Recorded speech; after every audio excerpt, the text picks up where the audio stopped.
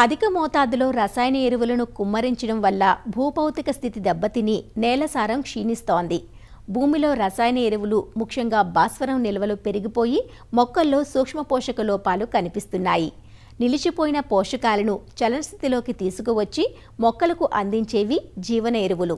జీవన ఎరువులు వాడకంతో రైతుకు ఖర్చు తగ్గడమే కాకుండా భూసారం పెరిగి మేలైన దిగుబడులను పొందవచ్చు.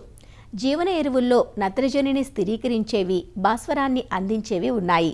నేలలో స్థిరపడిపోయి ఉన్న భాస్వరాన్ని చలనస్థితిలోకి తెచ్చి మొక్కలకు అందుబాటులోకి తెచ్చేది ఫాస్ఫోబాక్టర్ జీవన ఎరువు. భాస్వరం జీవన ఎరువులు వాడకం ఏ విధంగా ప్రయోజనకరమో తెలియజేస్తున్నారు ప్రొఫెసర్ జయశంకర్, తెలంగాణ రాష్ట్ర వ్యవసాయ విశ్వవిద్యాలయం, నాగర్ కర్నూలు జిల్లా పాలెం కృషి విజ్ఞాన కేంద్రం శాస్త్రవేత్త టి ప్రభాకర్ రెడ్డి. ప్రస్తుత వ్యవసాయంలో రసాయన ఎరువులపై పెట్టే పెట్టుబడి అనేది చాలా ఎక్కువ మోతాదులో ఉంటుంది. ఇక్కడ మనం ముఖ్యంగా చూసినట్లయితే కాంప్లెక్స్ ఎరువులైన DAP 2020, 12-32-16, 28-28 ఇలాంటి కాంప్లెక్స్ ఎరువులు అధికంగా వేయటం వల్ల నేల యొక్క సారం అనేది తగ్గిపోవటం, భూసారం క్షీణించిపోవటం, పొల్యూషన్ రావడం అనేది అధికంగా గమనించడం జరుగుతుంది. దీంతోపాటు వివిధ రకాలైన పోషకాలు నేలలో అధిక మోతాదులో కూడా పేరుకుపోవడం అనేది గమనించడం జరుగుతుంది. సాధారణంగా చూసినట్లయితే ఒక ఎకరా వరి సాగుకు మనం 24 కిలోల వరకు కూడా భాస్వరాన్ని మనము సిఫారసు చేస్తూ ఉన్నాం. అయితే రైతులు 40 నుంచి 50 కిలోల వరకు కూడా భాస్వరాన్ని అధికంగా వేస్తున్నారు. సో ఈ విధంగా చూసినట్లయితే ఒక ఎకరా వరి సాగుకు 15 నుంచి 20% వరకు కూడా అధికంగా భాస్వరం మోతాదుని అనేది వేయడం అనేది గమనించడం జరుగుతుంది.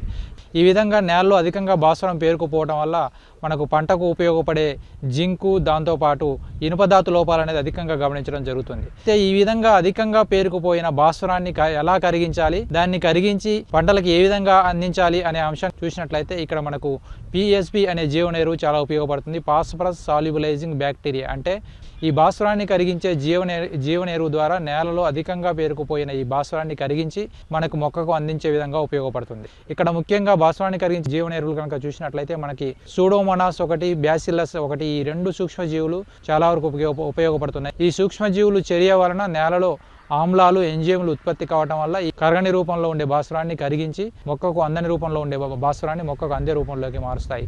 ఇక్కడ కనుక జీవన ఎరువులు కనుక చూసినట్లయితే మనం మొక్కకు 3 రకాలుగా వాడుకోవచ్చు. ఒకటి విత్తన శుద్ధి ద్వారా, రెండవది డైరెక్ట్గా నేలకు వేయటం ద్వారా, మూడవది నారును ముంచి నాటుకోవడం ద్వారా. విత్తన శుద్ధి ద్వారా కనుక చూసినట్లయితే 200 గ్రాముల జీవన ఎరువుని మనం ఒక ఎకరాకి సరిపోయే విత్తనానికి పట్టించి విత్తుకోవాలి. ఇక్కడ విత్తనాన్ని పట్టించేటప్పుడు మనం బెల్లం ద్రావణాన్ని తయారు చేసుకోవాలి. ఈ ద్రావణం తయారు చేసుకోవడానికి ఒక 100 ml నీటిలో ఒక 10 గ్రాముల బెల్లాన్ని కలిపి ఒక పాకంలాగా తయారు చేసుకొని ఈ విత్తనాలతో కలిపి దాని మీద మనం ఈ ఘన రూపంలో ఉండే జీవన ఎరువును కనుక వేసుకున్నట్లయితే ఈ యొక్క జీవన ఎరువు అనేది విత్తనాల చుట్టూ ఉండి నేలలో వేసిన తర్వాత ఈ భాస్వరాన్ని కరిగించే ప్రక్రియలో తోడ్పడతాయి.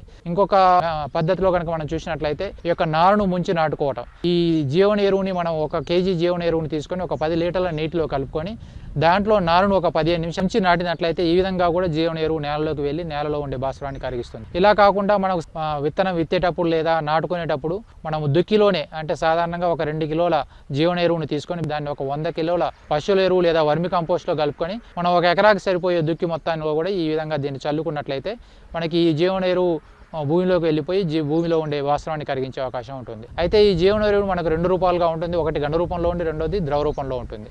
ఈ ఘన రూపంలో ఉండే జీవన ఎరువు అయితే మనం 2 kgల వరకు ఎకరానికి సరిపోతుంది. అదే ద్రవ రూపంలో ఉండే జీవన ఎరువు అయితే మనకి 500 ml వరకు మనకు ఎకరానికి సరిపోయే అవకాశం ఉంటుంది. ఈ 500 ml ద్రవ రూప జీవన ఎరువుని మనం పశువుల ఎరువుతో కలుపుకొని దుక్కులో వేసుకున్నట్లయితే నేలకు భాస్వరాన్ని కరిగించి అందించే విధంగా ఉంటుంది. సో దిగుబడిలో ఎలాంటి తేడా లేకుండా మనం ఒక 20 నుంచి 25 కిలోల వరకు కూడా భాస్వరాన్ని మోతాదును తగ్గించుకొని మనకు నేలలో ఉండే భాస్వరాన్ని కరిగించుకొని మొక్కకు అందే విధంగా ఈ జీవన ఎరువులు ఉపయోగపడతాయి. ప్రతి ఒక్క రైతు అన్ని పంటలకు కూడా, ముఖ్యంగా అయితే వరి పంటకి సాధారణంగా చూసినట్లయితే కాంప్లెక్స్ ఎరువులు అధికంగా వేస్తుంటారు. మనం వేసిన కాంప్లెక్స్ ఎరువుల్లో 100 కిలోలు వేస్తే అందులో 20 కిలోలు మాత్రమే మొక్క ఉపయోగపడతాయి. మిగిలిన 80 కిలోలు భూమిలోనే పేరుకుపోయే అవకాశం ఉంటుంది. కాబట్టి ఈ పేరుకుపోయిన భాస్వరాన్ని కరిగించడానికి మనం ఈ జీవన ఎరువులు ఉపయోగిస్తాం. కాబట్టి సేంద్రియ ఎరువులతో కలిపి మనం కనుక వేసుకున్నట్లయితే చాలా వరకు కూడా ఈ నష్టాన్ని నివారించుకోవచ్చు. జింకు, ఇనుపధాతు లోపాలను కూడా సవరించుకునే అవకాశం ఉంటుంది. మనకు ఉపయోగపడిన రూపంలో ఉండే భాస్వరాన్ని కరిగించుకునే అవకాశం ఉంటుంది. కాబట్టి ప్రతి ఒక్క రైతు విత్తన శుద్ధి కానీ, నేలలో వేసుకోవటం కానీ, లేదంటే దుక్కిలో వేసుకోవటం కానీ, ఈ 3 రకాల పద్ధతిలో నారును ముంచి నాటుకోవటం, ఈ 3 రకాల పద్ధతుల్లో మనం కనుక చేసుకున్నట్లయితే తప్పనిసరిగా మనకు ఈ యొక్క రసాయన ఎరువులపై పెట్టే ఖర్చును తగ్గించుకునే అవకాశం ఉంటుంది.